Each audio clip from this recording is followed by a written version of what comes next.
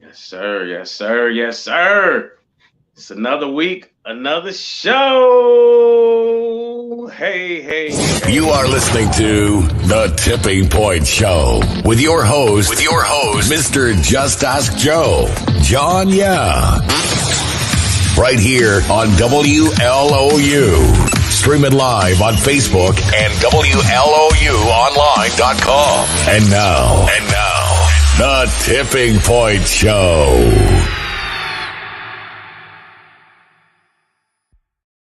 On, folk. What's going on, family? Yo, we got people listening.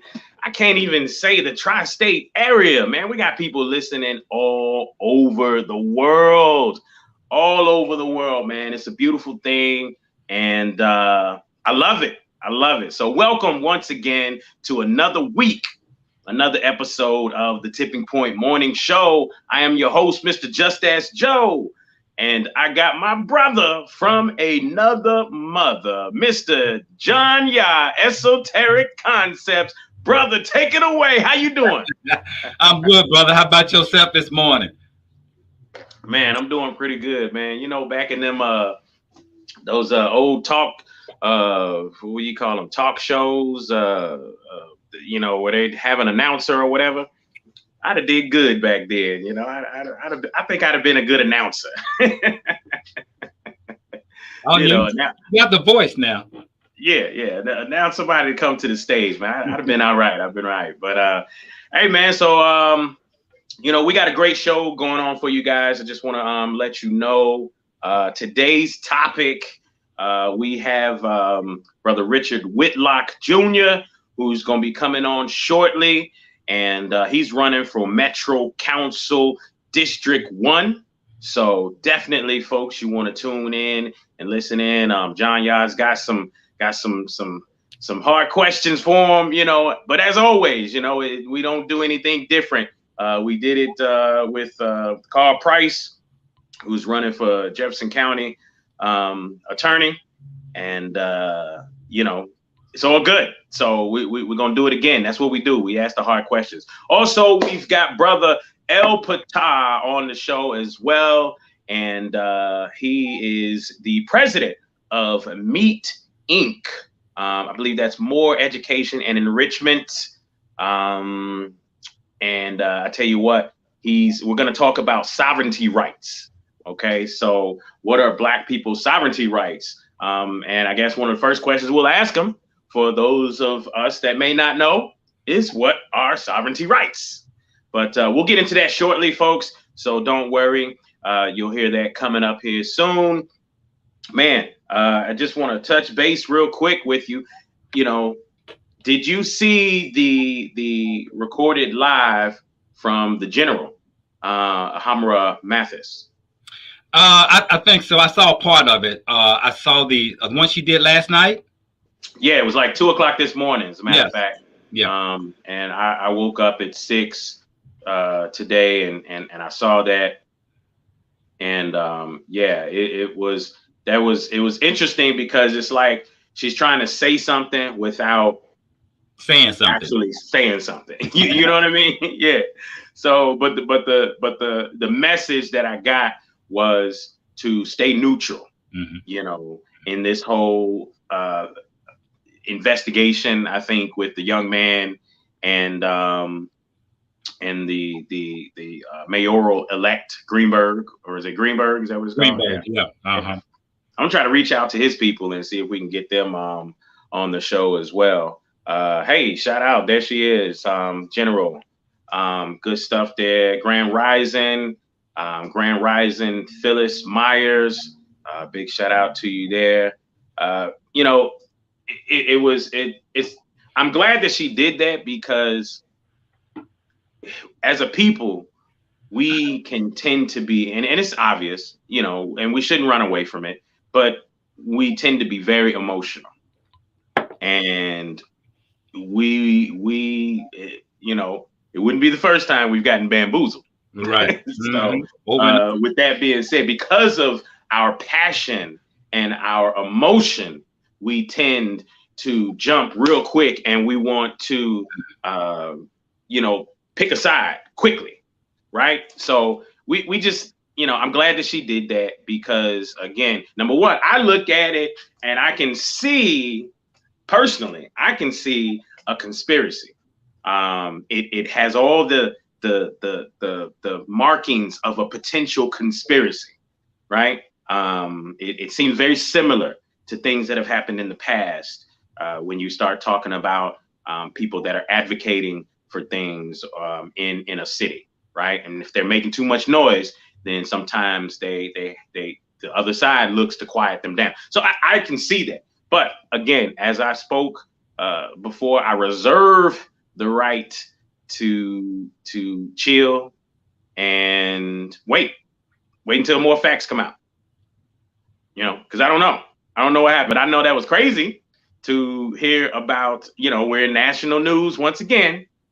And a young man supposedly shooting at a mayoral candidate elect, right? But it is what it is. I don't know. What are your thoughts on it, bro? Like Hamara and I, we talked about this, of course, over the week. And, my opinion is that, it's all about distraction. That means there's something else going on. And one of the things I questioned, and she pointed out very elegantly about the young man making the bond, the $100,000 bond. Okay. So immediately it was made. So what that tells me is something else is going on. And so, where's that kind of money coming from? 100,000 cash is not easy to get. Apparently, it comes from a bank account with at least a couple of million for anyone to give up 100,000 just like that to put up a bond for someone. And it's too early in the game, and so somebody wanted him out without even him having an attorney and without the case even being sent to the higher court, because he hasn't been indicted yet. He just was locked up. Yeah, there's a whole lot of things that's going on, and I kind of question the legal part of it, but also is to create distractions, and so it's to create a deploy to where you focus on one thing and you see one thing, and then something else is going on the other end. So somebody's exchanging money, and I hear that BLM got something to do with it, or BLM is one that bailed him out. Now go figure that out. And so there's $100,000 sitting around waiting to bail out people who are shooters or claim to be shooters of a potential mayor. Who does that? Who actually put that kind of money up and do that for that reason? That tells me something else is going on. If you got monies for innocent projects, but wait, you don't do it on first arraignment. The person just got arraigned. You do that when the person gets through the preliminaries of the court and it gets sent to the higher court, which is the circuit court, right? Then you come in and step in and still look at it. But all the evidence ain't even came in to even send it upstairs yet to the court. So it's a lot of red flags, And so another thing, and Brother Richard just pointed this out. He's backstage waiting to come on, but he says Quintez Brown was a candidate for Metro Council District number 5. So, to me, that's an interesting stir in the pot as well. Definitely another ingredient to right now what is looking to be a big mess. But that's definitely something to think about. And I don't want to blast past that as well. Correct. But again, but here's the message. The message is take nothing absolute. What I mean when I say that, nothing is absolute. First of all, this information is stirred up.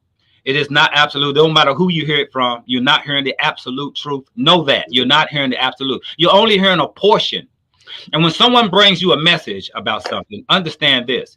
You only heard less than 10% of the truth. The rest of it is still hidden with the people that actually did it or involved in it. Right? Because we weren't there. We weren't there. Right. Exactly. Yeah. And that's how it works. And so what Ahamara is saying, I'm going to put it in words. Take nothing personal and make no assumptions. Take nothing personal. And that's what we do emotionally. We take it personal. Oh, he's got one of us. And then we make assumptions. And that's not even the case. You find out later that wasn't the whole case, and you done ran off to the left somewhere. And that's the way you look at this. You look at this with back off, just check it out and see what's going on. Yeah, exactly. And we need to do more of that. We need to do more observing. You know, when it comes to especially anything political, we need to be way more observant because we're not. We jump to conclusions so quick, bruh, and all of a sudden we look stupid down the road. It's a fact that we vote emotionally. Yeah. And there is who makes me feel better, right? Who makes me feel bad? There's a statistic that says this: if you are a Democrat, you are emotionally attached to it. So guess what you do when you go in the booth? Now this is statistics. You go all the way down the road, Democrat, Democrat, Democrat, Democrat. You don't even know what the candidate's for. You don't even seen the candidate before. You never even seen them run. You never seen them talk. Some of the emotional people who are Democrats, same as Republicans, you go all the way down the list. Democrat, Democrat, Democrat, Democrat. And that's emotion. That's not with thinking. That's not with using your mindset. And so a lot of people will put that Democratic ticket on their name of running because they also know that most Negroes are Democrats and you could care less about their agenda. You just want to vote Democrat. And that becomes a problem because you're not thinking. You're really not thinking if you're doing that. You're really not asking the right questions. If you just vote for someone and you don't even know who they are, or you never even looked up their campaign and their agenda. But that's what we do. Yeah, and they know that. They know that, therefore they pander. That's where that word pandering comes from. They pander to the ideology that we are so emotional when it comes to that. I mean, they know. I mean, think about it. Over 50 years of voting for the same political party, 2 years ago, officers' knees on neck, right? You know, whether that was fake or not, right? Which I still believe it was fake, but whether that was fake or not, they know how to pander to our emotions. Yes. You know, we know for a fact that the media, and I'm gonna just say this, I believe the media is controlled by a very strong Jewish democratic party, because again, we get examples of this all the time, like the Whoopi Goldberg situation. That was she said something about Jewish people and boom, they snag her right off the air. If that right there doesn't tell you who's controlling the media, then I don't know what the hell. But we've got examples of things like that all the freaking time, and it's there all day long. That the media. So there's some people out there. If they're controlling the media, what would be the reason? Why would they want to keep us pitted against each other? Why would they want? And so when you start asking those type of questions, I think you find more answers that lead to the fact that you are being played with. Very much. Simply because they know how to mess with your emotions. Well, they also know and think that we all believe in what we see on television because we've been programmed to believe that. And so those who control the media control the narrative. And those who control the narrative controls the people, because the people follow the narrative.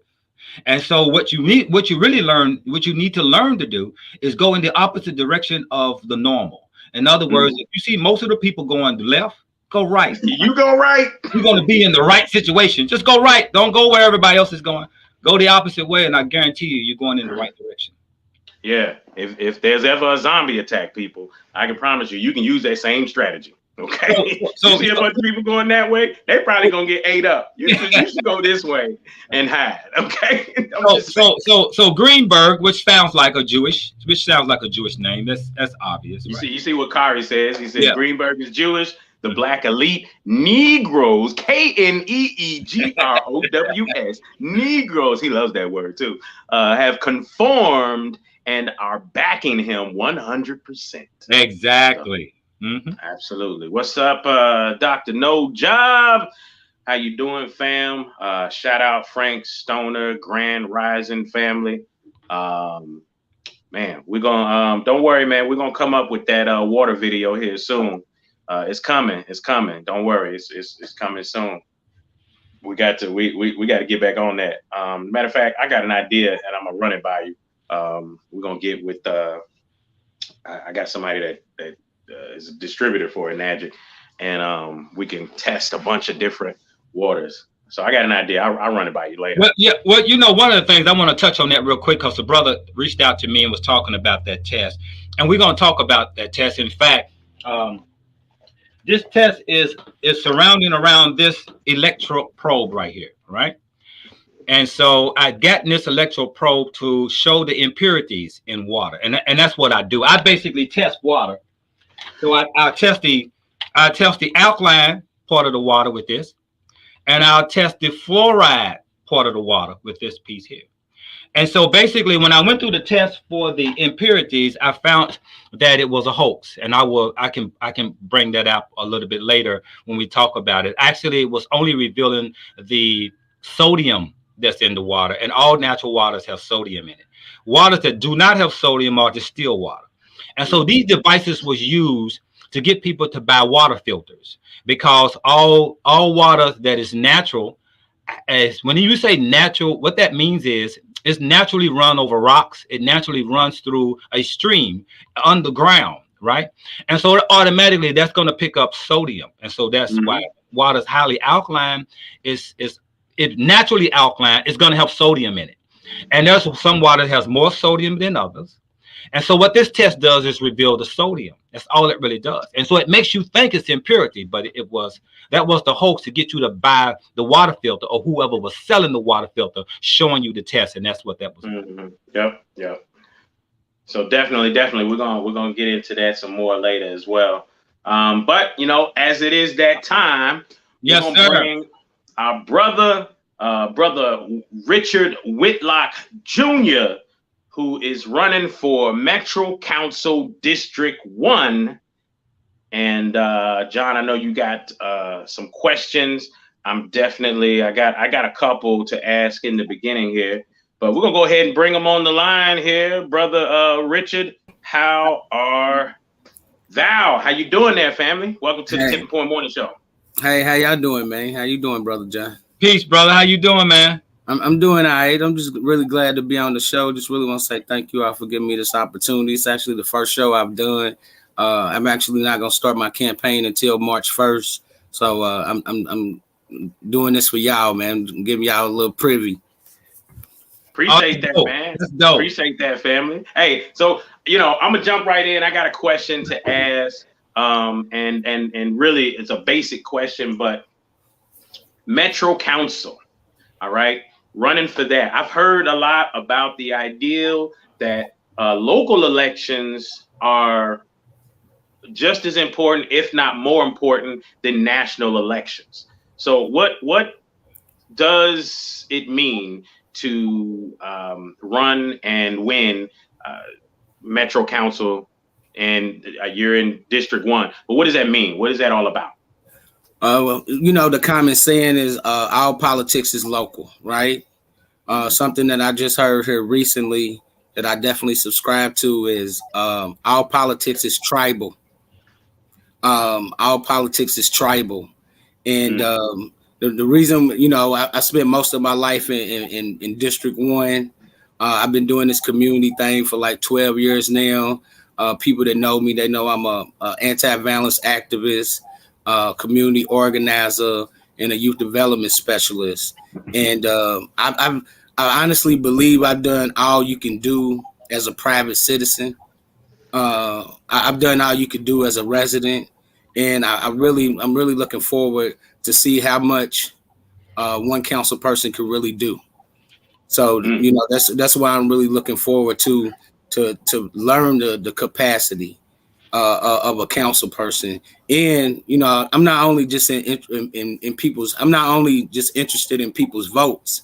I'm interested in people's voices as well.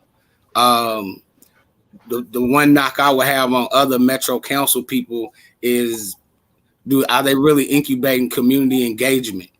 Are they really interested in civic engagement? What kind of presence did they have during the protests of 2020? I understand just Jessica Green's I understand Jessica Green's situation because she was pregnant at the time. And she was a very strong council person. She was actually my favorite council person. And with her saying that she wanted to do something else, like be a judge, I just want to make sure District 1 in the Black community have strong representation. That's the reason why I threw my head in the race. Got you. So with that in mind, then what does it mean ultimately to, hold on one second, y'all, I'm having a little bit of technical difficulties.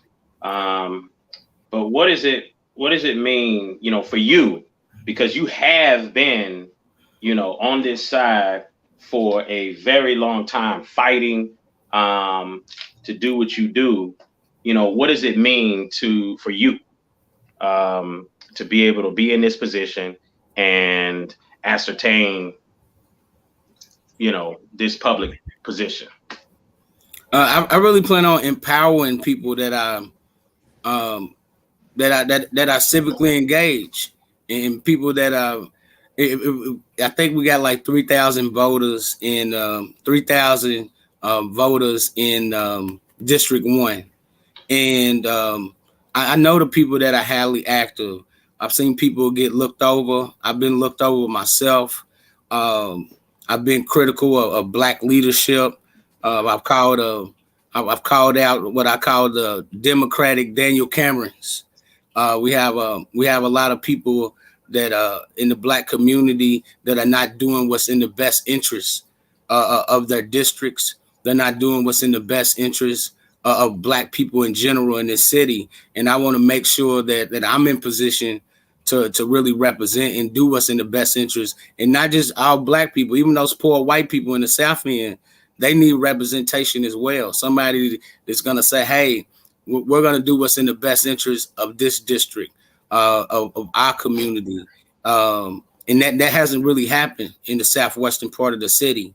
And I understand where people are coming from when they feel like they don't have representation. And I want people in my district to feel like it and really know that they have representation come from Richard Whitlock Jr. Richard, I met you a few years ago, and of course, I supported and donated to your program. I really liked your program that you were doing. I really saw you as somebody that's really in the trenches, really concerned. And a lot of people talk about it, but you was actually out there really in the streets. It really takes a different type of character to actually be in the streets instead of just at a podium somewhere talking. What is it about this particular run that fits your character? And what is it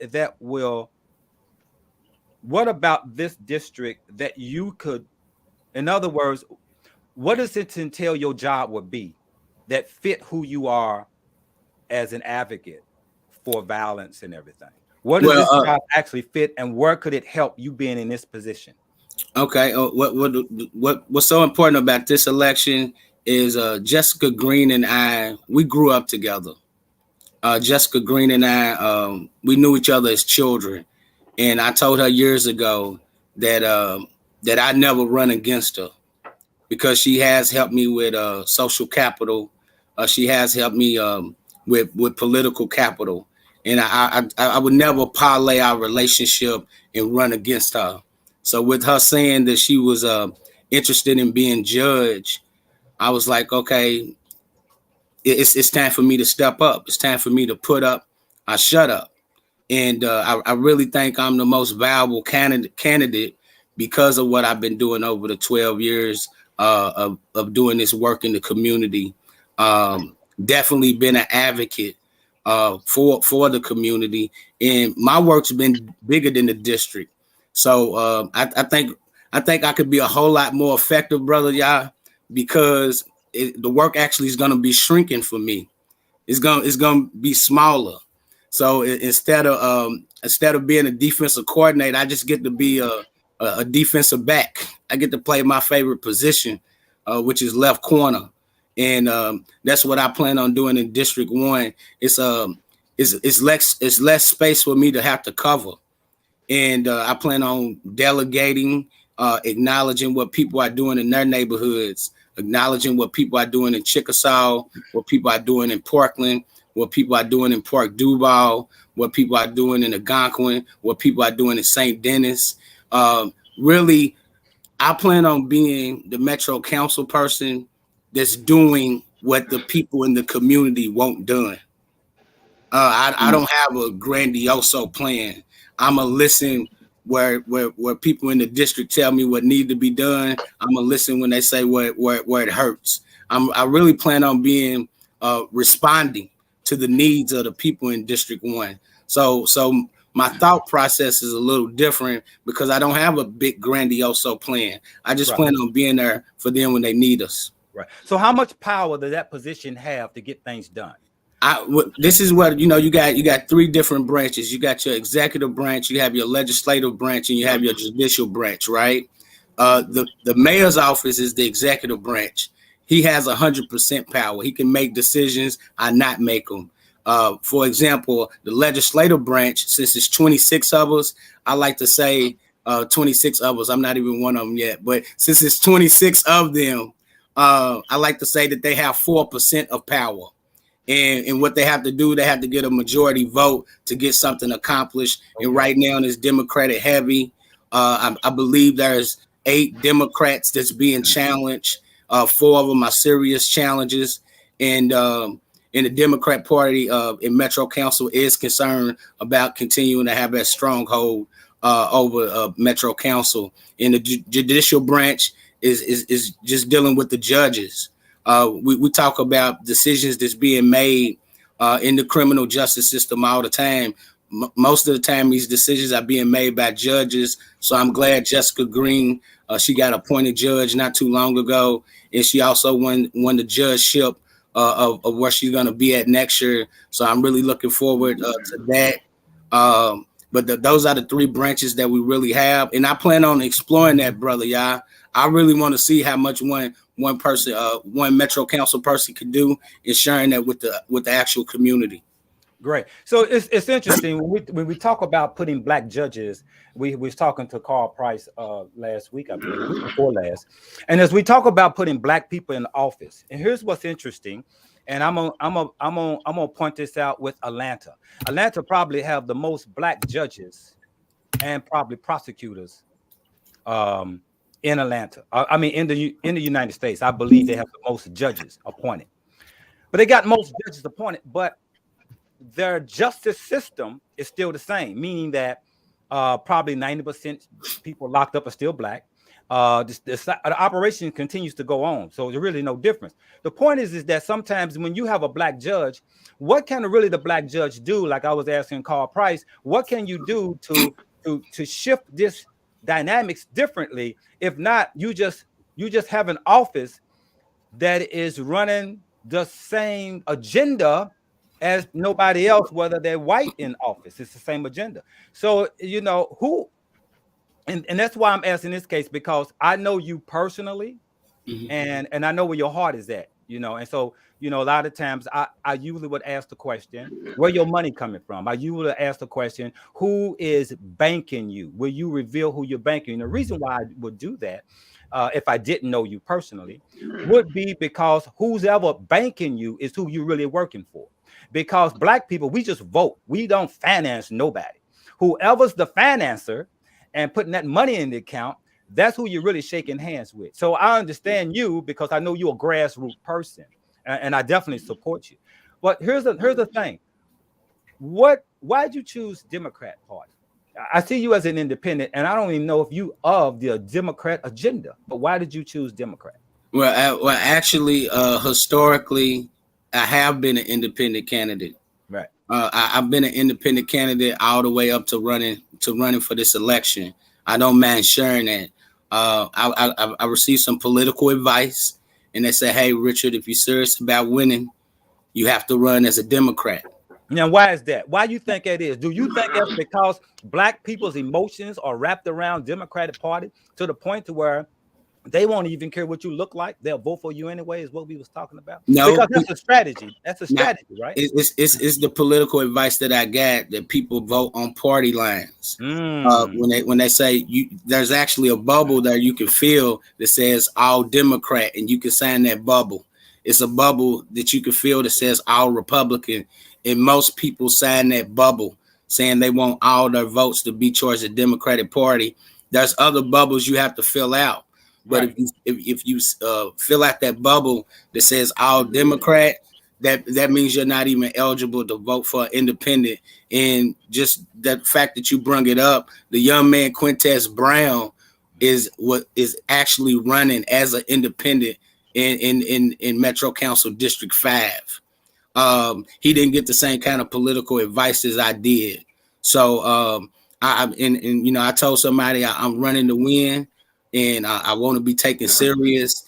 But I do see myself as an independent that's running as a Democrat because I'm running to win.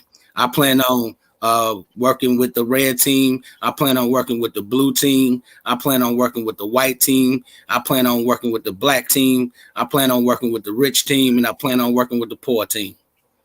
So you plan on basically just focusing on making a difference in District 1. And personally, I like that. My hat goes off to you. You know, I've had same thing as John. I've had nothing but, kudos to you, brother, for all that you've been doing, man. I met you out there. The group that we run in. As a matter of fact, Brother Micho is on here now asking some questions as well, which I'm sure in comments later we can get to. But like Ahamara says, Black Power. You know what I mean? So we all about it, Now, what do y'all think, and this is to the both of you, she pointed out something that there is so many Black people dominating the ballot these days for this particular election. Is any particular thoughts on that you all have? Is there a reason for that? I think the tipping point, I was really glad you all reached out to me because in this city, the political climate has reached a tipping point. And what I really seen was the protests of 2020. It really inspired a generation. I'm the oldest of the millennials. So, and the reason why I like to say that is because I'm one of the most mature of the millennials. I'm one of the millennials that's the digestible, brother. Yeah, I'm a millennial that's digestible. A lot of these younger millennials, they're not really digestible because they're so young. But I understand where a lot of them are coming from, and hopefully, I got a 4 to 8 year plan, and hopefully they can come to age over the next 4 to 8 years. And that would definitely be my goal. Something I would like to also add is I have the opportunity to get appointed. Some people may or may not know that District 1 doesn't have a Metro Council person right now. So they're in the process of taking applications that'll be based on resume of getting appointed. And that's something, it throws a monkey wrench in a campaign. But I really think getting appointed is something that's really going to be important for winning this election. And I just want people to know, appointed or not, that I wasn't appointed by the establishment. And to answer your question, brother, y'all, where am I getting my money from? I'm going to get my money from donors.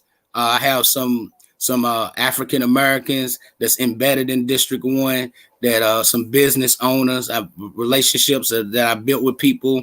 I have white organizations dealing with gun violence. I even know some of the establishment people as well. But I haven't asked anybody for any money up to this point because of the appointment. So there's been some kind of delay when it comes to this election. And I really think the appointment is going to be, like I said, a monkey wrench, but it's going to be very pivotal of who wins this election, depending on this appointment in the next 30 days. Who are you running against? Who's also in this race? Well, I tell people that I'm not going to give them free marketing and promotion,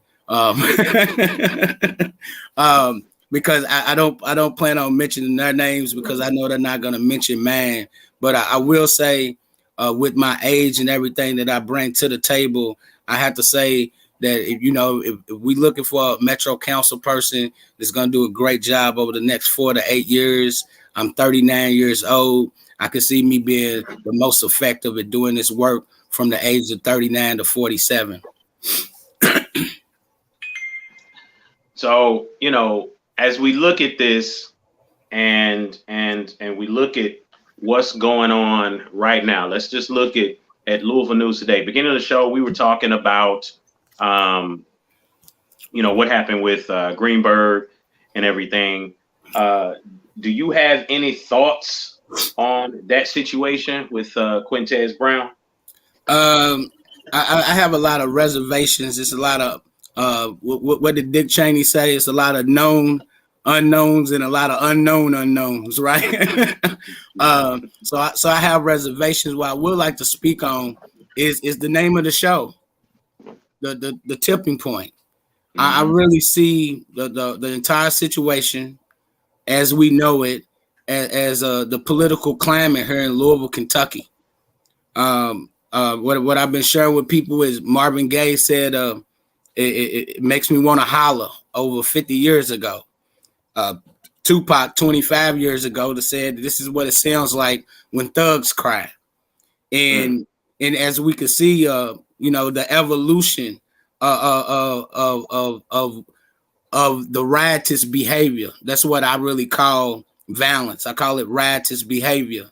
And a riot is always the sound of the unheard. So, I really, my heart really goes out to the young man Quintez because he's 21 and he's a baby to me. He's young enough to be my son. I really admire the young man from a distance. I definitely don't condone what he did. I don't pardon what he did. What he's allegedly done. But I understand it. And just like Brother Yah said, he supported me when I had something called the GAP Felony Prevention Program. Yeah. And the reason why I have the GAP Felony Prevention Program is to keep young men from being a part of what Quintez is being accused of. So I would never condone that kind of behavior because one of my favorite quotes is, "You can't change the law, breaking the law." And it's one of my favorite quotes. And really looking back, it was people that kept Quintez and I from having a relationship.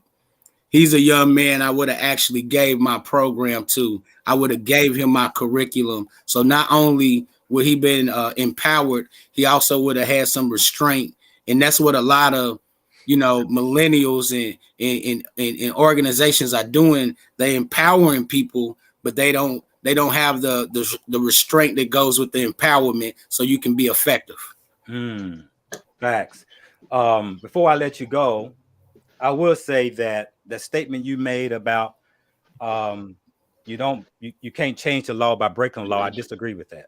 Revolution is about breaking the law. There is no such thing as revolution about following the law. Remember, slavery was a law. And it had to be breaking so many times, even when those slaves who were escaping the house and going to the big house, or escaping the field to go to the big house to kill everybody in the family, was breaking the law. But do you know that's the real change of why slavery ended? Because they were afraid of the slaves uprising and breaking law. So, but definitely respect your brother and what you do.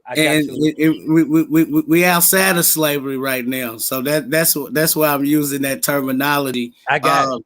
And something I tell the young brothers when it comes to selling dope and hustling, right, and trying to find justifications. I say, hey, when somebody on your street, when they die of starvation, that's when you can start selling dope. So when things are pushed to that extreme, you say, hey man, one of my friends, he died from hunger, and that's when I started selling drugs.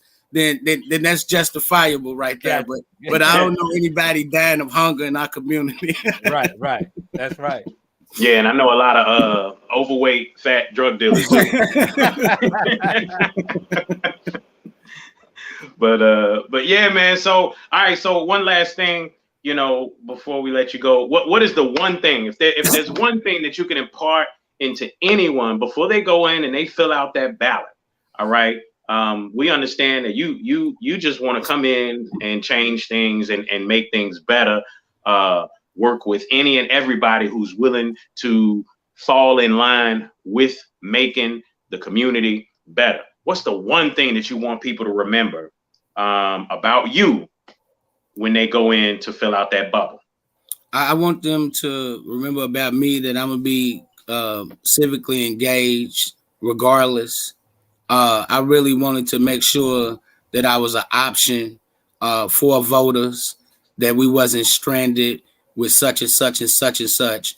I really felt like I had to put my hat in and throw my hat in the race out of responsibility. Really out of responsibility. And that's why I really want people to know that my future in the community isn't dependent on this election. Some things in my life has changed, but I'm gonna be involved in this community if I'm elected or not. It's just what kind of accountability does voters want to have with me, and what kind of accountability that I will have with them. But I'm gonna be involved with our community. This is what I love doing. This is my vocation. This is my purpose in life. And you know, if they vote for me or not, if I win or not, if I'm appointed or not, I'm gonna still be fighting for the people, not just of District 1, but of all the people of the city. I believe that. So basically, we're gonna still see you in the streets, rocking with people. Right. All right. Well, brother, before you go, rock with us on your campaign. Let us come and sponsor us, and definitely we'll keep it up all the way to the election. Okay. Well, thank you. Absolutely. All right, brother. Peace. All right. You know, I love that interview. Oh man. That was fantastic. I love that. We got El Ptah, I believe, in the background, waiting real quick and backstage. No, he'll make a great candidate because his heart is there, and he's very transparent, easy to talk to, easy to approach. He's not one of these people that you can't approach. You know, you got to go through this person, that person. Yeah, that person, he don't run with like you're not gonna see him standing there with like an entourage of people around him, and then people trying to keep you away from him. You know what I mean? Like that's not gonna happen. And I mean, let me tell you something. If I ever saw Richard get bought out, I could say at that point, all hope is lost for all politics. Because he's just not that dude. You know what I mean? He's not. You know what I mean? And just he's really a good-hearted dude. And even on the emotional side, he's just a good-hearted dude. So I'm right. I'm right there with you on that. But next up, folks, we have brother El Ptah. But before we bring him on, I just want to give a big shout out to some of our sponsors real quick. One of which is your brother Health Daddy Wow.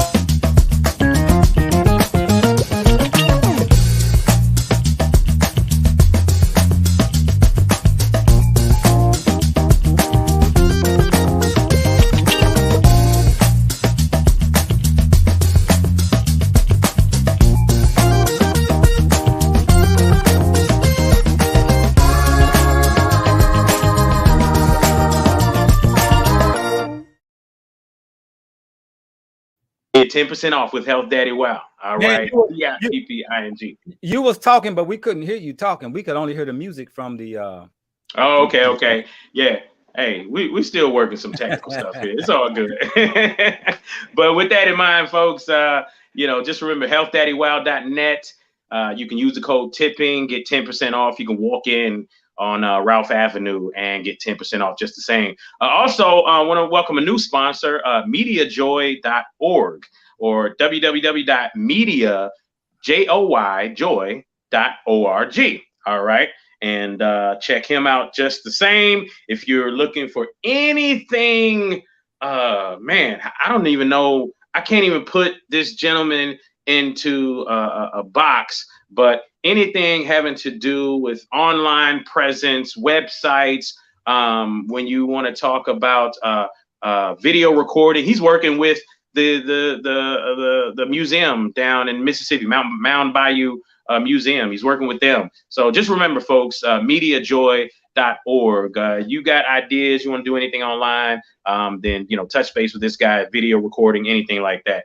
SayaBaba.com. That's www.sayababa.com. www.syababa.com. Just remember, folks, they are in over 400 locations at a store near you. I promise, especially in the tri-state area. You got Nashville, you got Cincinnati, you got Louisville. Just remember, folks, SYABABA.com. That's SayaBaba.com. The best smell goods in the world.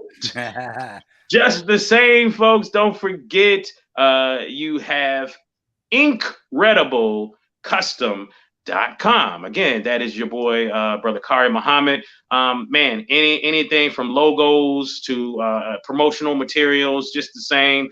Again, that is Incredible Custom or IncredibleIncCustom.com. You can actually text to one of their telephone numbers. Let's see, it's coming across the screen right now. IncredibleCustom.com. Text INC, the word INK, to 678-506-7543.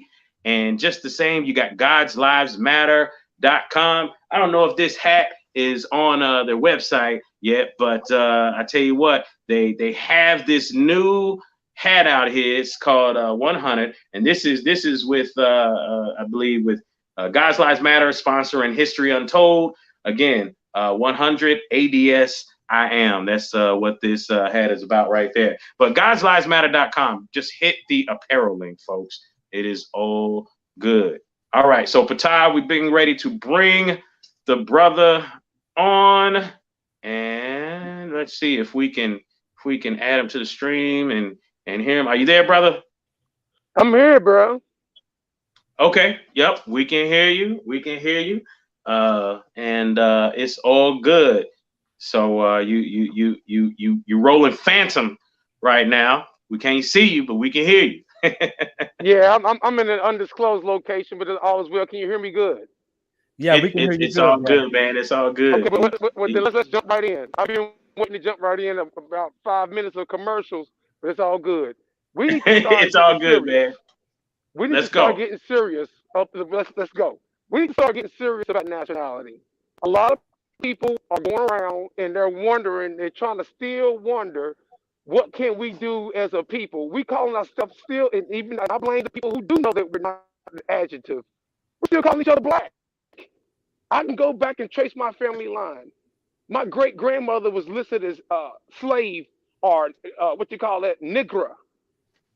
Then my great grandmother was listed as colored. My grandmother was listed as Negro. My mother was listed as black. And you know what I'm saying? And my children, well, not children, but then today's day and age, they call us African American. All of those are adjectives. We are not teaching law, civics. And then we sitting there getting out of shape talking about what Mitch McConnell said. He was exactly right. Think about what he said.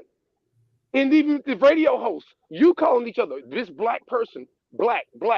So that means we have to do Confucianism. If that person, if you identifying our people, a group of our people of identifying ourselves as a color, they have to have something to offset that. It's got to be an adverse to that. Just like Black Panther. If you say you're Black Panther, then it must be a White Panther. You get what I'm saying? People in Africa don't go around saying, hey, black man, hey, brother, hey, black man. They don't do that. We the only one that do that. We are not serious about nationality. Not at all. We have to trace our history. Do anybody know, did anybody looked up the Department of Education and when that started and how that was funded? When they did the revamp all the education system? When they did a reconstruction, they didn't reconstruction just build new buildings and steel and technology. They revamped and reconstructed everything. Do we understand that? So we have to get serious. Do anybody understand the difference between the department and office and legalese? We use these words every time. Department of Education, Office of this, Office of the Attorney General, Office of that, Office of this. Look those words up in any court of law around the world, even on 6th and Jefferson, 6th and Broadway, wherever you want to go. If you go and identify yourself as black, you are a silver litter mortus. You have no standing at law. President Obama even said that. What is the problem? Why do we have to continue to use these words of art that has no status? Is it laziness or is it just a lack of research? So I invite everyone. Go ahead, brother. Go ahead. Well, I was just going to say, I personally believe it's because we don't know what else to say. Well, that's a cop-out. Think about this. I think most of us just don't know what else to say, you know. Because that's trained, that's indoctrination, brother. You're right. You know what I'm saying? It's weird to say king and queen all the time. You know what I mean? Now anything you do over and over becomes habitual. You know, so you'd have to get a certain number of people to continually doing it for the masses, right? To reach that tipping point for the masses to start doing it. But you're right. I agree. I don't even knock you for coming out the gate, you know, with that. John, I know you got something to say. And you know, and I'm reading the comments. Hold on. I'm reading the comments with a particular person said, I'm an American born and raised. Is that the original ancient name, America? Or American? We have to stop playing games. Let's now go back to 1868 and look up who signed the Department of Education bill and who funded it. And then it turned from a department to an office. Look those legal words up. I'm not going to show you everything because people go back to sleep. You see what I'm saying? So we have to understand, just like we calling ourselves African. That's what country out of Africa are we from? Africa's a continent. So we have to quit playing games and let's do this extensive study and be serious. I'm asking, you know, I haven't been in Louisville in about 2 years, but besides myself and my organization, I want to know where any other organization around Louisville that's teaching civics and law. Absolutely nobody. But let me jump in with this because actually this makes a two-part subject here. One part subject is nationality.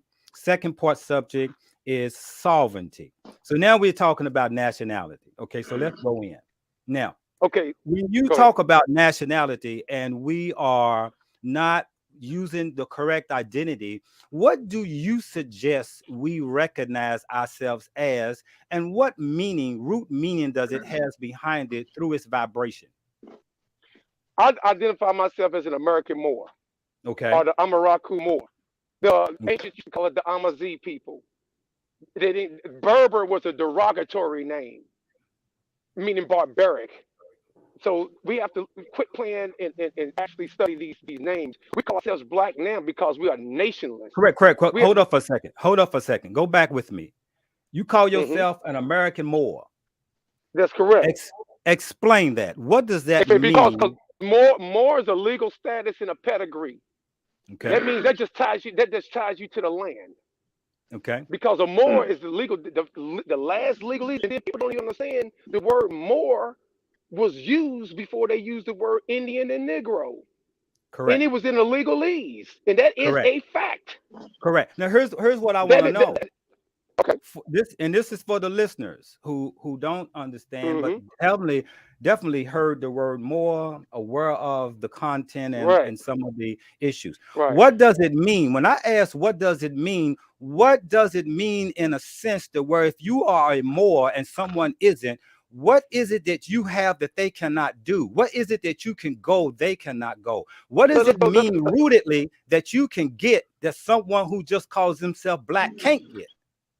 It's a lot. Oh man, I'm glad you opened it up. I wish I was on the phone with the attorney. He can tell you that too. You go without, first of all, legally binding. If you look up the word minority, it clearly tells you in any legal dictionary, it's a group of disadvantaged people with an infant sound of mind, meaning their infancy, They don't have no sound in mind. They're infants. You know how they always said that black people act like children, in which we do. Now, when you go in with a nationality, you have a nation state behind you. You have a consulate behind you. That's in the Constitution. That's when you consider a man in court versus a person or an individual in court, or even with contracts. So that's the difference, because you have a nationality. No, you're not subject to certain things. You are in agreement with particular laws. You are a national versus a citizen. A citizen is subject to, a national is only subject to its treaties, bound by treaties, because remember, through law, we allowing a particular company, corporate company, to operate on this land, which we call America, or American, or it's got a lot of names throughout the years, just like the sister was saying. So we have to, that's what ties it in. So if I have to go to a particular, I can show you better, I can tell you, but if I go into any particular contract, that's because I'm willingly to do so. And if something happened as far as some type of legal matter, or even dealing with taxation, dealing with other legalese, yes, you are under a different title. You're under a different status. All these Arabs, Indians, and so forth, they don't have that on their driver's license if they're Arab or Indian. They are listed as what? White. That's a fact. Right. So what's the difference? What's the difference in that and being black? Because being black, and according to law and legal definition, is, I just told you, it's correct. Right. White and white is a status. Right. White is a status, and black is a status. No. Listen to what I'm saying. We're talking about colors, and we're talking about names of colors, but we have not defined what you just explained, whether it's legally or unlegally, where your Moorish name or identity has more credence or more meaning to the court system, to this system out here. In other words, I'm not a Moor, you are a Moor. You have a passport, I got a passport. Where is it you can go, I can't go? And where is it when you can leave, I can't leave? That's my point. What is it specifically you can use, I cannot use? Can you buy land? I can buy land. Can you get a tax ID? I can get a tax ID. Do you have a driver's license? I got a driver's license. Do you have a social security number? I have a social security. Let me answer, brother. Let me answer. Everything you're talking about is commercial. That's commercial statuses. That has nothing to do with nationality. It's just like you said, I can come over here without a nationality and operate in the court and the law. I only have to know English. Correct. Here's why I'm saying that, brother. Because the people that are listening want to know the meat behind the story. What does it mean? Let me tell you. If they walk around and feel that there's no need because they can contract in law just as much as a free national can, then they need to. Then they like to stay in the matrix. It's exactly what they are, sheep. Repeat that again. Repeat that again. If your audience, listen to what I'm saying, because I know it's almost over. If your audience, now we got plenty of time. We got plenty of time. You said something. I thought we're not on the radio. No, we're not on the radio anymore. We got plenty of time. Hold on. So I can use words of art. You can use any words. You can use whatever words you want to use. Oh, well, then shit. But listen. Listen. Nationality deals with a nation. Right now, so-called black people who is identified as African American, one of the groups of people from Africa, blah, blah, blah, blah, blah. They are listed as subjects and minorities. They are only citizens by statute because they was written into law as being a citizen. Hold on. Let me finish, brother. The Dred Scott case has never been repealed. Do you know that? Has never been repealed. So a person with a nationality, yes, on my passport would identify me as a national, not as a citizen, because this is our land. This is my land. You feel me? It's not because my grandmother was here, because we worked in blah, blah, blah. No, I'm not following that narrative that they brought millions of us on no doggone ship either. And people who still believe in that shit, they don't know. They just going by what somebody else said. They gonna pass that shit on down to their children. That's the difference of having a nationality. Because now we're using someone else's currency, but with a nationality, yes, you have presidents where you go into court. I can prove that, brother. You have presidents when you come into contract. Yes, you have presidents when it comes to funding or anything else like that, because you are a nation, you are bound by treaty, in which we are bound by treaty. We just don't understand the wars that has happened because we got a different narrative. Go ahead, brother. I'm still not hearing.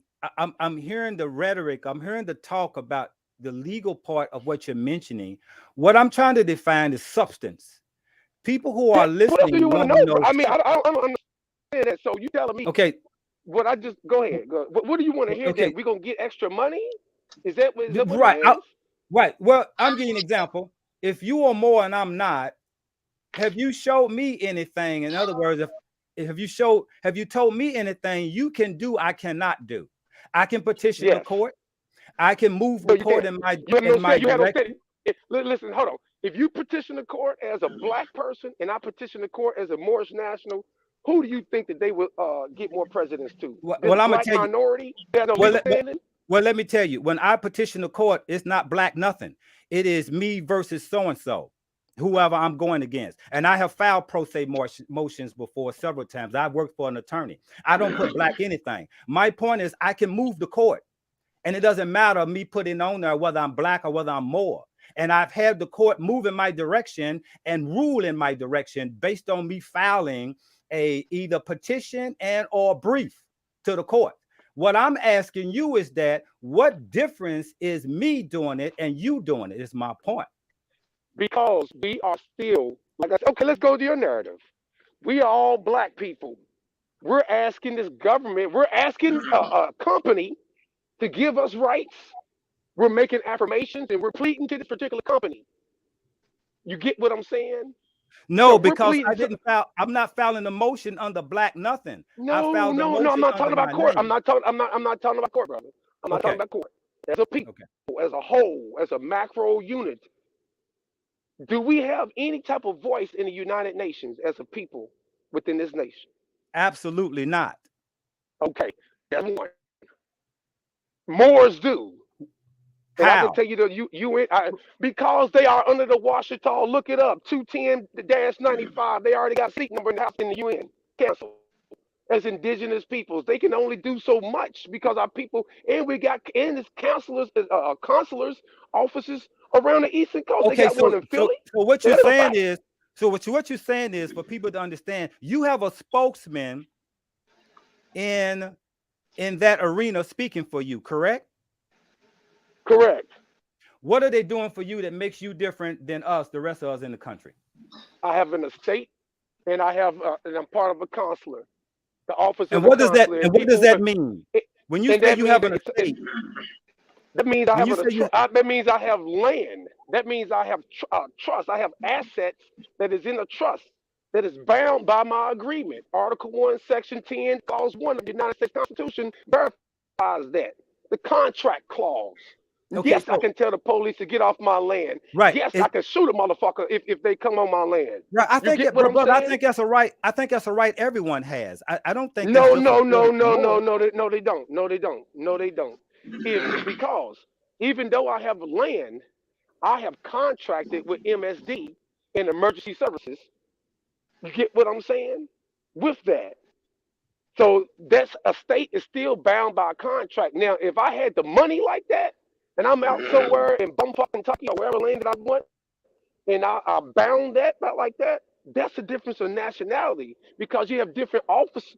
Look up this word, consular jurisdiction, CONSULAR jurisdiction. They have offices amongst the West Coast and they're on the East Coast. Yes, if someone gets in trouble or if they detain them and they actually didn't do a crime, they can call their office and yes, they will be set free.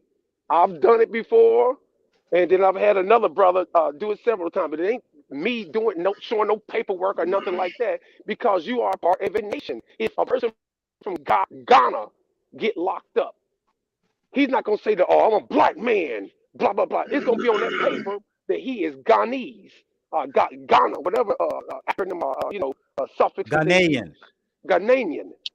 And then what will happen if he really did something wrong? They're going to contact it. They're going to contact who? Who they going to contact? It's going to be an office that they're going to contact on behalf of his nation. And yes, he will be. How many brothers have you seen? Let me guess. All them niggas in Wait a minute. Wait a Africa minute. Hold up behave for a right, second. but none Wait of us a don't minute, behave brother. right. We always in jail. Brother, back Hold up. on. Listen to what I'm saying. Go ahead. Back up for a second. Are you talking about people who have diplomatic rights when they come over to this country? No. Listen, now you want to get on board because I said No. Right. The reason why I'm asking that. No. Listen. Hold on. I just identified nationality. A person from Ghana has a nationality. The United States is not a nationality. They only have citizenship. There's no such thing as the United States. United Station. An American is not a nationality. So let's get back to it. Now let's get back to it. Now go ahead and ask your question. So now what you're saying is if someone from Ghana commits a crime, the local here, the local government here is going to contact... Accused of a crime. If they're accused. What? If they're accused of a crime, yeah. Accused of a crime. You're telling me that he can be set free because of his nationality? No. I said if he is accused of a crime like that, first thing this jurisdiction over in this state is going to do is contact an office that is of his nation that is over that's incorrect. here. That's incorrect, sir. That's incorrect. Okay. You are absolutely wrong. You are absolutely wrong, man. Okay, tell me what it is. Let's put money on it. No, they're not. They're not going to contact them unless they ask them to contact them and they want information from them. Other than that, I know plenty of people went to prison that are not from here in this country. I know Arabs that are in prison for murder. I know a brother that's from Africa that's in prison, and no one contacted his homeland asking anything about him. That's a fact. Right. Of course not. Because think about this. If you have a nationality, that is a damn lie. If you got an Arab and he is accused of a crime, I ain't talking about no bullshit tickets. I ain't talking about him stealing nothing. I'm talking about a serious crime, shooting somebody or doing some type of something harmful or a crime. They call a traffic ticket going 5 miles over is a crime. That's not a crime. You know what I'm talking about, an injurious crime. That breaks a treaty. And yes, they will get in contact with their consular jurisdiction. They have a different jurisdiction when it comes to that. Yes, it is. That's a fact. Look it up. Don't take my words for it. It don't matter if you know brother in jail and he did this and that. Of course, they're going to bend the rules. But if that person don't know who to call and don't have no back and he just over here make some damn money like the rest of them niggas come over here and take all our money, then it's the same thing. Okay. That is a fact. Yeah, we will go back and forth on that one because I don't see that at all. What you're talking about. However, explain this. You are more, and explain the two difference of the Moors that was in the 1700s and the Moors that came out of Nova Juali. What's the difference of the two? There's a big difference between the Moors from 1700. The Nova Juali basically started a private club, particular not a club but a secret society, Rosicrucianism on a different level. He brought back information because during that time, Marcus Garvey and all those other people, a lot of people started secret societies and bringing forth knowledge. The Renaissance was knowledge. We was finding out what's going on. We was finding out all about these secret treaties. We was finding out about all these particular other nations that they call them Indians and Negroes, and it was really us. We was already over here. That's the information that they came over. The Moors there was defeated Moors that spread throughout all the islands, and they got traded back and forth. West Africa at the time, West Africa, and they was doing the so-called slave trade. All of West Africa was under the Moroccan Empire. They were subjects of the Moorish Empire. And it stretched from Florida. Matter of fact, they had a PBS special about this. I wish I forgot that. It's called The Hidden Secret of America. And they talked about how the Moroccan Empire stretched from Maine down to Florida, all the way from Mexico up to the California coast. And that is a fact. If white folks is telling you that, what else do I got? I mean, damn. Correct. I understand that. I don't. No, I get that. So hold on. So yes, we was already over here. Yes, we already had cities. Look at the architecture that's around all the capitals. No, brother. No, brother. We're kind of off subject. No, I get that. Okay, let's keep talking about it. I'm just making ad libs, but that is the difference. And so when you find out that we was actually conquered through war, we are just going through the war phases. So we have been denationalized and stopped calling us by our tribal or our legalese or our last names. Moor was the pedigree of people. more. That's all that was. But so are you saying all melanated people over here are Moors? All melanated people that are aboriginal to this land are Moors. That is a fact. So they got then the you woolly hair, yes. So you would have to prove at that point that we were already here, that we weren't on the slave ships of the Atlantic slave trade, right? Plenty. There's plenty, because you got certain winds that come through America and it comes over here certain times of the year and certain currents. So wait a minute. Let's do a little history here. We're talking about the South Atlantic slave trade, right? So we cannot say that didn't exist, because it did exist, right? We can argue over the numbers of the people that was enslaved, but we're not gonna be disingenuous and say that the South Atlantic slave trade did not exist, and that there were people brought over here in the slave ships. Is that correct? Okay. I want to clear that up first, that we got that understood. Yeah, we have to clear up. Yeah, now let me finish. Wait a minute. Talking real fast. Now, let me finish. I'm talking real fast. Hold on. Listen. You should. Well, I don't know, because I don't know if you know anything about sailing or anything about the ocean. They did not bring those slaves directly from Africa and then just landed in Virginia and all that, and then they just dropped them off back and forth like we see ships do that now. They was powered by the wind. They had to come from the south. Wait a minute, brother. We're not talking about that. I'm trying to get to a point. You're just talking about the slave trade. Okay, go ahead. No, I'm making a point, because some Moors say that we're all Moors, everybody that is melanated. Yes. And I question, if you have to hear that, then it's being disingenuous about the Atlantic slave trade, as though it did not exist. Number one, I'm not talking about where the ships came. I'm not talking about where the ships came first, or none of that. We understand that. But we do understand that those people at the bottom of the ship were not Moors, first of all. Second of all, the European would not have had the audacity and the know-how to sail a ship without the Moors. So actually, the Moors assisted the Europeans in enslaving the Africans that the Moors was already in conflict with. Is that correct? Which country in Africa? Hold on, you say Africans, right? Which country in Africa? No, you pick one. It don't matter which country. My point I'm making. No, you can't do that. Doesn't matter what point. Listen, that don't make sense. So you telling me? Hold on, listen. You made a point. Let me make a point. So basically, you saying that because these other Africans that identify themselves as Moors, because they had a special skill set of navigating the seas, they had Africans, like they're different people for Moors and Africans. Like you had these Africans that were stupid enough to sit in the bottom of a doggone ship, packed in like sardines, and they had about maybe 3 or 4 people. I don't believe that, bro. Wait a minute, did you call them stupid, or are you saying it didn't happen? No, I said so you're making it like they had no sense, like we had no fight, like we were sitting around the campfire singing Kumbaya, and they threw a net over us, and then they dragged us off to a ship, and then we just continued to go. No, it's not. No, that's not how it went. That ain't how it went. But my question was to you, that you kind of went around, was that if it wasn't for the Moors helping the Europeans navigate that ship over here. If it wasn't for the Africans, you mean the Africans? Moors are Africans, I'm talking right? about. I'm talking about. Hold on. So you saying the Moors are not African? No. I'm not saying. Listen, wait a minute.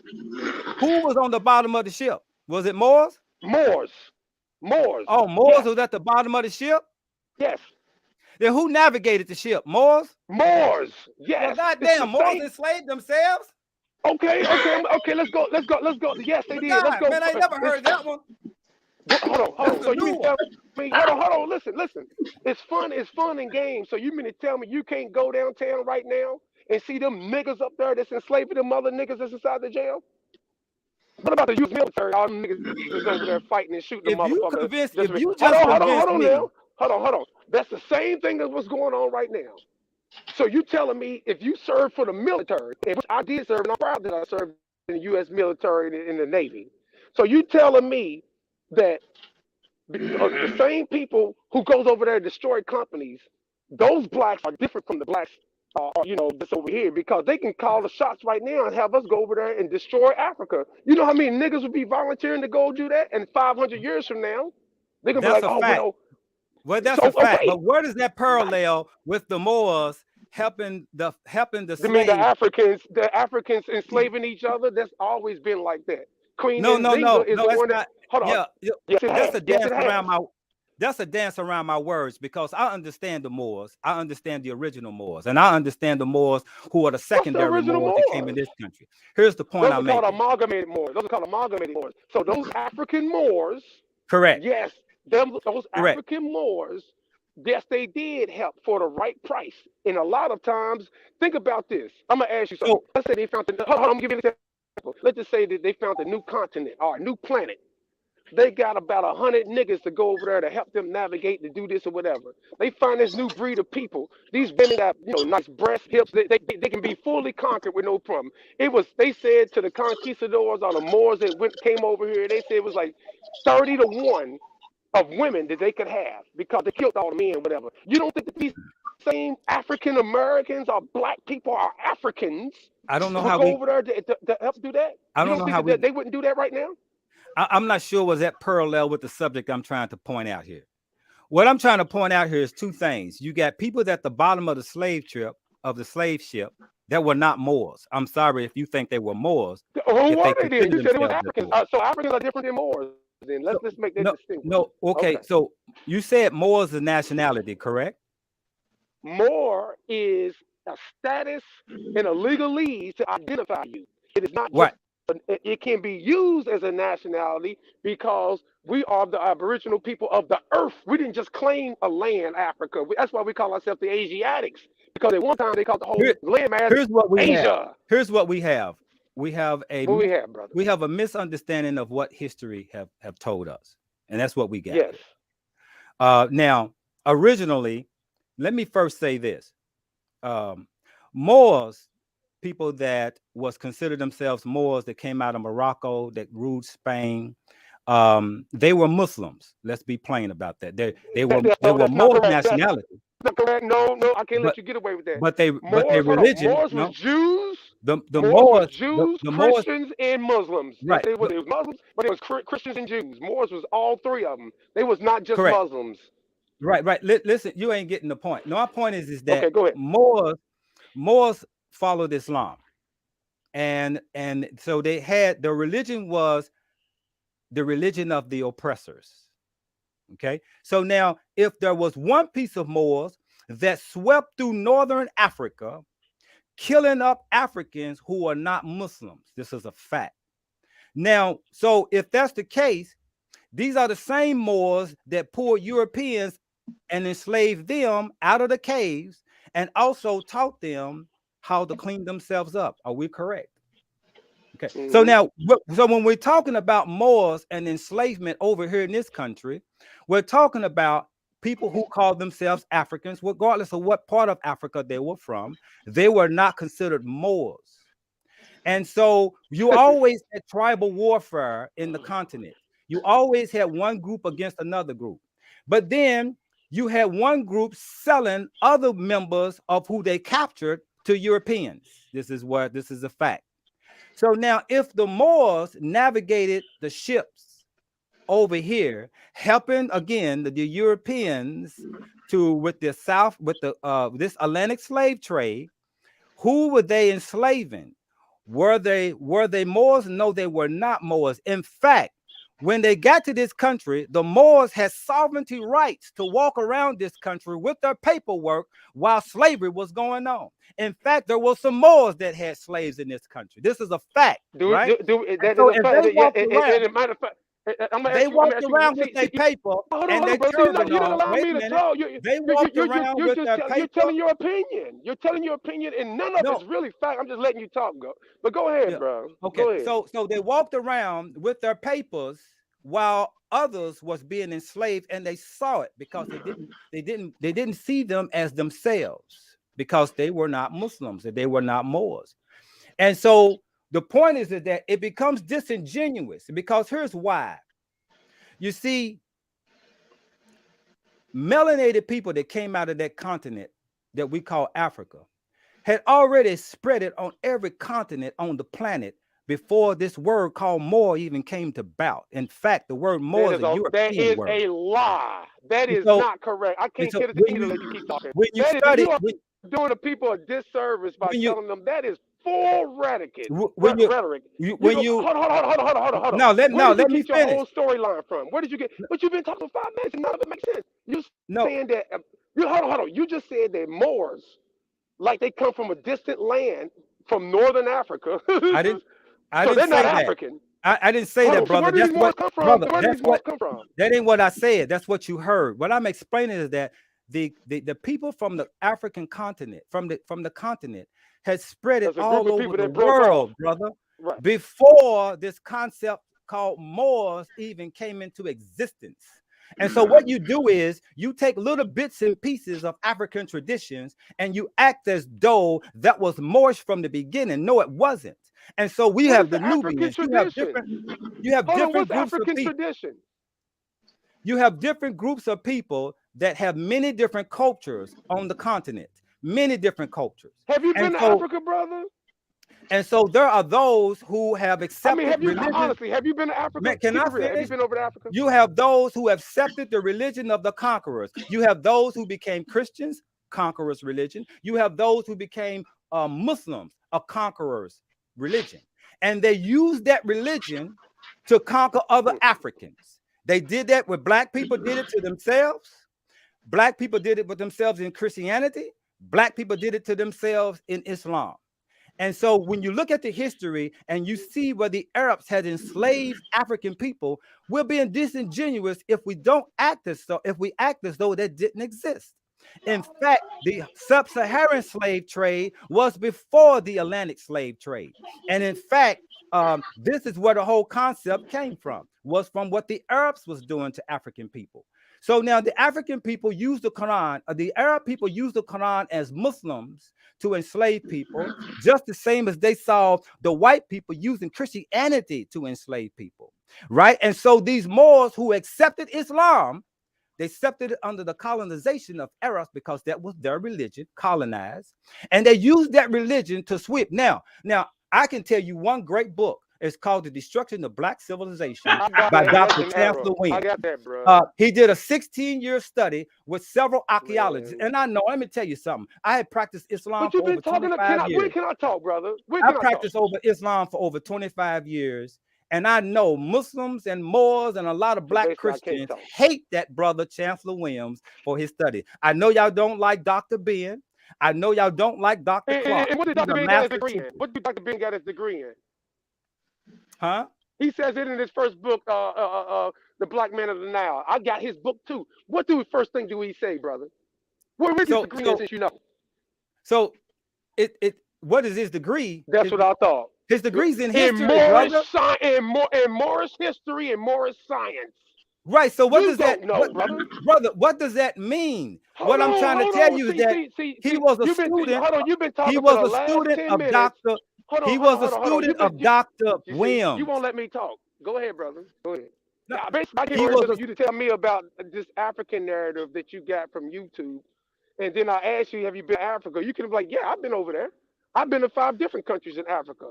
I've been over there for 2 months, and I didn't just go. Brother, you've been over there because the Navy took you over there. You've been over there because that white man on the ship took you over there. Your ass didn't go around on your own. What the hell are you talking about? The captain's name was Columbus. Exactly. Hold on. Guess who? Like you traveled over on your own. Negro, you went over there on the ship I would never with go the Navy. Hold on. If I go, I'm going to Joburg and I'm going to the mall. I ain't going nowhere else. Hold on, Joe. So you mean to tell me just because of which a black man navigated, I knew him personally, because I went on a Navy ship, that don't include nothing because I didn't go over. So who you think is going to navigate? No. Hold on. You're not going to do. Navigate You're your not plane? going to act as though you've been to Africa. Who's going to navigate your plane? You're not going to act as though you've been to Africa. Who's going to navigate your plane? Or who's going to navigate your plane? Who's going to navigate the plane to take you over there? I bet who's going to navigate your plane? What you're not going to do is use your Navy card. I got a couple hours of flight time. Maybe I'll navigate. What you're not going to do is use your Navy card. You're saying what you're not going to do is use your Navy card and act as though as you know because you've been over in Africa. Yes, you haven't even been. I can tell you been. I've been over there. You're not going to use your Navy card to act as though as you know more because they took you to Africa, brother. I'm gonna tell you a story. This is real talk. last year when I first came to Virginia. It was a brother from Tanzania. He's the one that told me about. He's the one that sat there and told me that about the oldest people on the earth, and this and that and other. He wrote down. He said, "You know these people," and he wrote it down. Maur. I said, "Yeah, that's what I am. I'm a Moor." He said. Then he shook his head. He said, "Yeah, a lot of people around here in America don't know this." That's exactly what he said. But my batteries are low. Listen, all I'm saying is, you talked for the last 10 minutes. Let's have 5 more minutes, and then I gotta get ready to go. Sovereignty is a person or entity that is in their own right. When Muammar Gaddafi came over, he was a sovereign. That's why he set up in the Hamptons. Nobody can tell him to do anything because he had a nation behind him and he had land, and he know that over here is not a true nation. It's ran by a company. That's too deep. Now, here's something else. That you talking about Moors like they came from somewhere else other than Africa. Every civilization, as far as the science can prove it to this date, has came from Africa. That don't mean everything. What about the peoples out of Antarctica? What about the people in Malaysia? What about the people that's over in Asia? Asia's an older continent than Africa. That is a fact. They got, matter of fact, they got the pyramids over in America that is older than the pyramids in Africa. That's new. So we have to look at everything within history. Now, you're talking about, oh, you got these Moors that enslaved Africans. That's the same as saying, okay, you got these blacks in these armies that's enslaving African Americans. Now, how silly does that sound? Okay, we got the U.S. Army and the Kentucky National Guard that was fighting against these brothers that was rioting, right? So these blacks, those are different people from the people that they was fighting against in the streets. Let's say something really went down right here, and we had a military. And then the military say, man, you go down through the hoods and you shoot them doggone niggas. You know how many, so what, 1,000 years from now, they're going to be like, oh, well, this group of people that we identified as the Rangers, or they called themselves this and that and other. They went around and shot black people. It's unintelligent to use the word black. It has no standing in law. And even when you contract, it has no standing. I'm trying to tell you more than what I can tell you. You have no backing. And so what? You can get a bunch of stuff like everybody else. Name, like I said in the beginning of the show, name another organization in Louisville that is teaching law and civics. Y'all making it like, and y'all making it to the audience like it's not important. You know, like I'm the only one that's doing this. Oh, I'm the only one. I'm different. I'm Moorish, and I'm this and that and other. And this is your own pedigree. This is who you are. It's illegal. And like I said, when I come back to Kentucky, I want to give y'all a trip. We have a special field trip with Joe and you, brother John, y'all. Where we can go down to the U of L library. As a matter of fact, we can go to the Jefferson County Public Library right there on 6th and Jefferson, 6th and Liberty Street, the old jailhouse building, and I can show you in the words where it says that we are Moors. Can I do that? Y'all want to do that? Can I do that? Yeah, let's go to that white man's library. See, yeah. Okay. So, but hold on. I'm just messing with you, man. But we got to look just like no one goes to the Navy card because when I first went over there from the Navy, I was like, man, it took us 3 weeks to get over there, and we was going 18 knots. You see what I'm saying? 18 knots in 3 weeks. How long it took to get over there? I've been to Namibia, South Africa, Ghana. I've been to doggone Nigeria, and I've been to Ivory Coast. And when I went over there, yes, they knew who we was, and they loved us over there. But at the same time, they had the same problems. They just under the spell, just like we are. That's why you go over there right now. They know our history. We don't know our history. So with that said, where's your land? What do you mean? Are you landing in South Africa? Yeah, your land. No, your land that you said you have because you're sovereign. Where's your land? I didn't say I was sovereign. The estate. The land is, no, I did not say I was sovereign. The land is sovereign. Remember, a person can't be sovereign unless you have a massive amount of money. You're lord or a king. Sovereign just means that you in your own right. Gotcha. That's right. Self-ownership. Self-ownership. Self-ownership. Right. It means you can move about when you get. That means you can move about when you get ready, and you don't have to answer to no one. That's what sovereignty means. Right. Correct. I feel like that now. That's not what it means. No, it don't mean it. What does sovereignty mean? United States is sovereign. That's a sovereign nation. I mean, they can do diplomacy. They can set up different offices and consular jurisdictions. They are in the international world of trade. That's a sovereign nation. they don't have to answer to China. They don't have. Well, really, they do. You know, to deal with that. They don't have. They are in their own right. They can make their own laws. When I go to your house, John, y'all, and your land, your state, whoever come over to your house is a sovereign. Correct? I mean, not a sovereign, but you and your sovereign land. Whoever comes in my house, I'm running. Yeah, I'm the sovereignty in my home. That's right. Right. Yeah. So by definition, right, what we see, individual sovereignty rights, okay? Self-ownership, also known as sovereignty of the individual or individual sovereignty, is the concept of property in one's own person expressed as the moral or natural right of a person to have bodily integrity and be the exclusive controller of one's own body and life. So in essence, we are all sovereign. I'm trying to tell these about that. We are all sovereign. Yeah. Yeah, I get. Oh, did I lose him? We lose him? Yeah, I think we lost him. Yeah, I still have not gotten the information on what is it that he is afforded to do that I cannot do, as I am not a Moor and I do not use that title. I don't get it. I don't see the logistics here. What can happen different? I've moved the court. You know, I don't know. Maybe he's saying like if the 14 million of us here in America all decide to call ourselves Moor and become independent, that we will have some political power at that point. And yeah, we can have that same thing if we just come together. We ain't got to call ourselves Moors. Just a bunch of Negroes come together and we can make a decision. I don't really get the logistics of the part about we can do a lot of quotations of what is written. I think he wants us to stop calling us. He wants us to stop saying black. So no more black power. You just have to say power. Power. That's it. No more black power. Is just power. Yeah. And one of the things I definitely agree with is that concept of names. This is why I talked about what does the name mean to you? You know, what does it mean? Because what it means to you is the vibration you send out. If black just means color, that's the vibration you send out, just a color. But if black to you means a king, it means a god, then you think that of that word black, then that's what you vibrate out. So I don't differ with someone who calls himself black. If Jesus means king and God, then you know, anytime you come in contact with utilizing that word, there's going to be power behind it because that's the vibration that you send out. Correct. So, you know, if my name, if you took Jesus out and put Joe in there in any context, then that would be the name and the word that would bring the power that you see fit with that, right? Correct. So, I mean, I just think that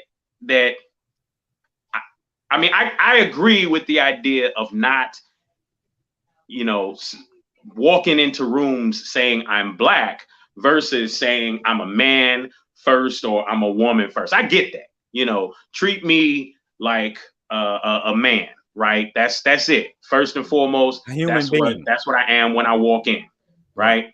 Am I a proud man? Okay, you know, we can get into all of that, but I'm a man first, you know, no color, no nothing. And I think a lot of times, you know, we do spew the whole, you know, black thing, and in a sense, the word black, when you start defining it and breaking it down, the only time black is a good thing is with money, right?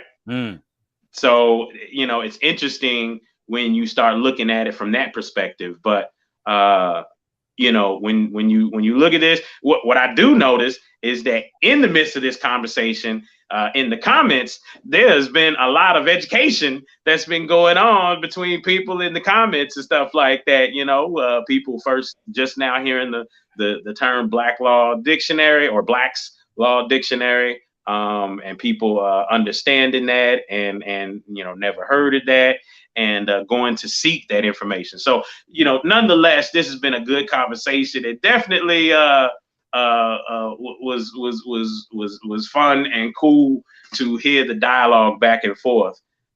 So you know, any last words on that that particular? I know you cruising a book called The Destruction of Black Civilization. I think you just Yeah, got when you that said book. that, it was interesting because I'm I've been opening that up. I was actually just reading some more of it last night, and a lot of what we're talking about, is there. Even when you start talking about, how early were there, quote unquote, melanated people on this earth, up to 300 years ago, 300,000 years ago, versus just understanding, the last 2,000 years that people only kind of go that far back. But, that book right there, I can see why it would, in a sense, be hated by certain sects of people, like in the religion. Mormons. In religion, people in religion and going to not like that book because it's very historic. He's very historian. He used it took him 16 years of study the land with other doctors and archaeologists of that land before he put that piece of work together. And I've seen many pieces that come after him have not yet debunked none of the stuff that he had talked about, even the stuff that I still hear today. But what's very interesting when we're talking about the history, we need to understand this. Now, who are we before Moors? We sometimes we hear this information and we act like as soon as we got on the planet, we were Moors. No, fucking just made that shit up, right? These terms are used to identify one group of people to another. First of all, number one, you're human first. Number one, you are human. You are human, right? With the you and the melanin in us. That's number one. All these other terms are terms that people gave us. And guess what tradition is? Tradition is information wrote down by someone thousands of years ago who's dead now that people still right now today follow. That's all tradition is some dead person's writing that people follow today. That's all tradition is, right? And so here's the biggest thing you need to understand. And this is where I can't. You see, these names are just names. We really don't understand these names. A lot of people call themselves Moor. Do you know the fucking Europeans named y'all that? Did you know that was a European word? That Moors wasn't the original name of that meaning. And here's most important. And I know when you become something, when you become Muslim and when you become Christian, you think that's the all to the end of all. You think the greatest of that. And once you call yourself that, you think that was the beginning and you think that is the end. And that is so misunderstood. This is where you really get into the understanding of who you are as a human before you understand who you are as a man or a woman. You're human first. You're human. When you start talking about you a man, that's secular. That means you're separate from the woman, but you're first human first. Then when you say you are a man, now you separate. That becomes an identity, man, woman. Then when you say you are something from a certain land or culture, now you separate even more. I'm from this tribe. I'm from that tribe. I'm from this country. I'm from that country. Then when you go deep into religion, then you say, oh, I'm a Moor, I'm a Muslim, I'm a Christian, I'm a Jew. But really, none of that shit really matters. Because here's the thing. If you can tell me you're a Moor, and if you can tell me you're a Christian, but you cannot explain to me how you can unlock the universe to grant the life that you want, then what you're following is surface information. You're not following internal information, meaning this: who you are is in your DNA. Who you are and your DNA is in your bones. This is why they can dig your body up 1,000 years from now, and they can tell who your mama is. They can tell who your grandmama is because the information is in your bones. And the way to activate that information, you have to get the right amount of sun. You have to eat you have to eat the right food. And when you do that, don't you kind of see your old self come out or your ancestor self come out? What do you hear us saying sometimes? You look like your granddaddy. You act just like your great granddaddy, and the person never met their grandfather because the information is in the DNA. It's in the bones. So this information you're talking about, whether you want to call yourself a Moor, Christian, Muslim, that's surface information. And all that surface information was written by and given to you by somebody that's dead. The African people that came off that continent spread through the whole earth, right? Except for one place. the caves of Europe. Because everywhere African people went, they carved in their presence. This is why you can see a pyramid in Asia. This is why you can see a big nose statue in Mexico, because we were there. But don't try to make a claim and claim that's more shit. Don't do that. Just say it was the melanated people who came off that continent, because anybody can make that claim. So again, if you go back and ask one question, who were we before we were called and labeled a Moor? You'll go deep into the subject. So you're still just talking surface information. This is just the reality is we're human. Everywhere we went, we carved in where we were, except for Caucasus Mountain. Inside the mountains in Europe, there's no carvings whatsoever of our presence, period, right? So I understand the emotion. I understand you want to be. When I was a Muslim for 25 years, I thought that was the end of that. And I thought if you ain't Muslim, you just ain't no good at all. I get it, right? Because I was so passionate about being a Muslim. Same thing. And I understand the Moors. I've studied with them. And if you are Muslim, you have to know about the Moors, because how can you miss it? The Moors, again, was colonized by Arabs. The Arabs who created Islam. This is a fact. This is why they used that religion and swept across northern Africa, killing other African people because they were not Muslims. When you come across that information in that book, point that out, right? Because you're going to begin to understand the real history of what we're talking about here. And so just the same as I pointed out, as you saw the brother kind of dance around it, right? Because this is the fact. The Europeans wouldn't have not known how to even navigate ships if it wasn't for the Moors. It was the Moors that took them out the cave on the second dark ages and taught them how to clean themselves up, right? And so when the Moors came here, they had sovereignty rights. This is where this sovereignty rights shit came from. They were allowed to walk around in this country unscathed until 1740. Look up the word 1740, the Negro Act. When the Negro Act was passed, the Moors was locked up too. They were locked up and they were put in bondage and slaves right after 1740. Look up the Negro Act, when they locked up everybody of dark skin color. Even the Native Americans was locked up and put in slaves. So we're being disingenuous if we act as so as the Atlantic slave trade didn't exist, number one, and we act as so as those people at the bottom of the ship were either weak, passive, and don't say they were Moors, because it don't make sense. The Moors enslaved the Moors. Nah, don't bring me that shit. But I do understand the concept of what the Moors was doing, because there was tribal warfare. And the people who were captive, they found a way to sell them off to Europeans. So the Europeans didn't have the power to capture all these African people. They had to use other black tribes to do this. This is just a fact. When you go through that book, you're going to see this information. So what are we going to do? Deny this because we have a certain belief system? That don't make sense to me. So I know for a fact, you're going to laugh at the destruction of black civilization, because I said again, Moors and Muslims and Christians hate the fact of real history that was dug up to prove that that religion, Christianity, Judaism, and Islam was a made up ass lie. And all of those stories about Jesus, Moses, and shit, that shit was already in the pyramids on the walls in Kemet, right? Haru is what we call Jesus. Isis is who we call Mary, right? Today, after they done changed it. When you look at the word Haru, then you look at the word horse. Horse and Haru is the same person, but horse is when the Greeks took over and called it horse. The original name is Haru. And so we can't deny these facts, right? That religion played a great role in the Moors' decisions of how they ruled America, or how they ruled the northern part of Africa. This is just fact. This is what they did with Islam, and you're going to see that in the stories of the destruction of black civilization. And this is where we get the true understanding of how we lost our power and became dumbed down through the Europeans. Man, today has definitely been something for everyone to think about, man. So shout out to both you brothers for bringing forth such great information. Hey, I want to let everybody know, do us a favor, make sure you click this link and share this video.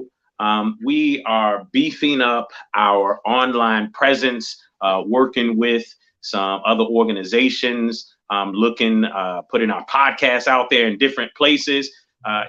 So just hit that button, hit the share button. It's easy thing to do. Share. Everybody share it at least one time. And, if you got some groups or other things, the people that you think will be interested in hearing what we have to say, go ahead, share it in there as well. I want to let everybody else know also to check out the tippingpointshow.com. Again, the tippingpointshow.com. And I do have one commercial that I need to go ahead and play real quick, folks. Give me 15 seconds.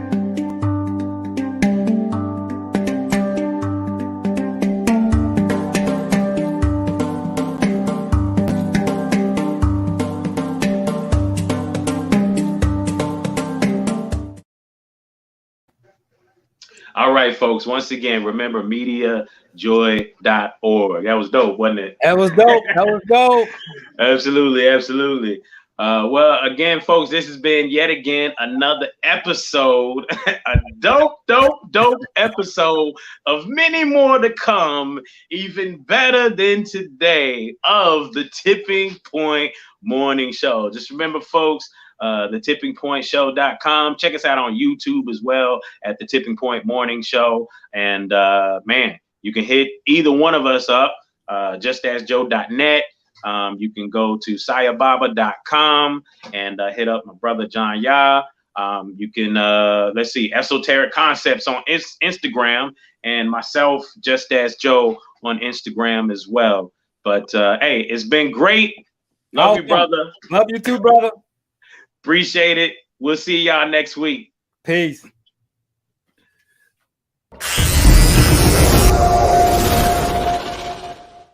You are listening to The Tipping Point Show with your host, Mr. Just Ask Joe, John Yah. Right here on WLOU. Stream it live on Facebook and WLOUonline.com. And now, The Tipping Point Show.